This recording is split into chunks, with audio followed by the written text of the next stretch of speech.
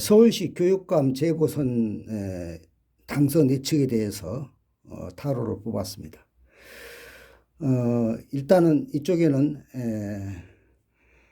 그 진보 단일 후보 정근식 후보로 보고, 이쪽은 보수 뉴라이트 단일 후보 조전혁 후보로 보겠습니다. 먼저 비교하기 전에 내가 개인적인 지지 성향으로 말하면 아무래도 진보 후보가 지지 성향인데, 이렇게 하면 이제 그 편견이 들어갑니다. 해석의 편향성이 들어가는데, 타로의 중요한 관건은 카드가 보여주는 대로 리딩만 해야 됩니다. 내 선입관이나 이런 것을 개입해서는 안 된다는 거죠. 일체 배제를 해야 돼요. 그래야 제대로 보이는 거죠.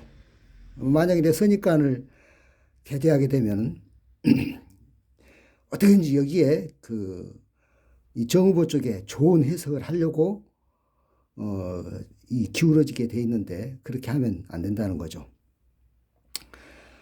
그래서 제가 해석하는 것은 카드가 보여주는 대로 리딩하기 때문에 그 제 의견에 대해서 다른 의견을 말할 필요는 없어요. 제 해석에 대해서. 왜냐하면 저는 제 지지 성향과 상관없이 객관적으로 했기 때문에. 그러니까 이제 타로를 할 때마다 놀라운 게, 이렇게 선거 A 후보와 B 후보를 딱 하면은 이게 둘 다 나이트 기사죠. 우리 식으로 말하면은 선출직 공무원 이렇게 나왔다는 게 생기해요. 만약에 대통령 선거였다면 아마 이게 킹이 나왔을 겁니다. 킹끼리. 나이트끼리 나왔는데, 나이트 안 주고 이거는 나이트 컵이죠.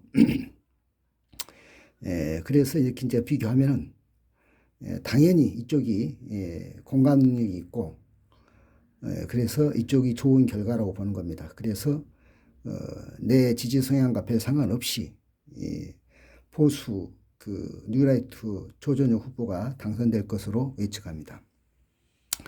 원래 이 현재의 상태는 진보 후보가 훨씬 나아 보이는데, 원래 이 같은 카드를 비교하자면 이 카드가 나은데, 이것은 이제 부정적인 뜻으로 해석하자면은 좀 성급한 면이 있다, 이렇게 보는 겁니다. 당연히 뭐 기륭 이런 걸로 따지면 뭐 비교가 안 될 정도 좋지만, 이 과정이 좀 마음에 안 들어요. 여기는 이제 성급한 준비로 말하자면 이 과정에 제대로 소화를 못하고 있는 과정. 이건 이제 거의 뭐 망연자실한 과정이고, 여기는 이제 그야말로 이 회를 뛰어가는 거죠. 제대로 출전하는 모양입니다. 그래서 선거운동 과정에서 제대로 제 페이스를 찾는 것이고, 결과도 여기는 이제 축배를 드는, 그야말로 공감하는 면모고, 여기는 이제 뿌리 없는 업무, 이 완전한 업무라 그러는데 과업이죠. 뿌리가 없어요. 땅이 없잖아요. 이게 떠 있고 길이 돌면 안 되고 보잘것 없죠. 그래서 낙선의 그런 고배를 마신다, 이렇게 봅니다. 사실은 어제 10일날 아침 7시에 제가 한국이 노벨 문학상을 수상할 것이라고 예측을 했어요, 타로에서. 어제 아침 7시에는 대한민국 어떤 언론도 한국이 노벨 문학상을 탈 것이라는 하다못해 추측성 보도 하나도 나온 것이 없었어요.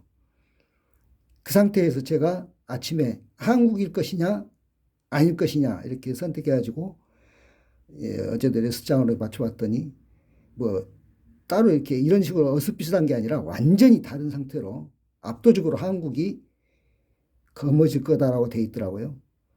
그래서 그 다음에는 이제 한국 하면 두 명의 후보가 당연히 떠오르죠. 황석영과 한강. 그래서 이제 황석영과 한강을 이렇게 이제 어제 했을 거 아닙니까? 해봤는데, 좀 엇비슷해요. 그런데 한강이 분명히 비교 우위가 있긴 있어요. 있는데 거기에 제가 잠깐 그 해석에 선입견이 가미가 됐는데 뭔가 하면 이렇게 우열을 가리기 어려운데 아무래도 노벨위원회는 그 좀 더 연장자에게 줄 것이다. 왜냐하면 황석영 후보는 아주 오래전부터 후보로 노미네이트 됐었기 때문에 과거에 고은 시인하고도 계속 쌍벽을 이뤘죠.